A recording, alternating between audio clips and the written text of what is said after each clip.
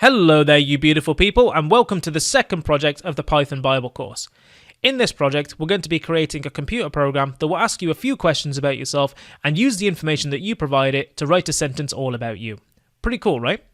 We've got a lot to go through in this project, so in this lecture, I'm just going to give you an overview of all the cool stuff that's in store for you and let you know all the awesome things you're going to be able to do after we finish it. So here we go. First of all, you're going to learn how to get your computer programs to ask users questions and gather information from a user.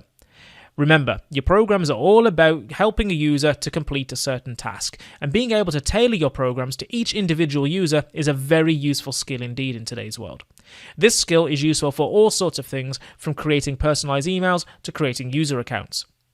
After that, you'll build on your previous knowledge and learn how to combine together various different data types in order to make meaningful pieces of text by using skills such as string concatenation, data casting, and string formatting.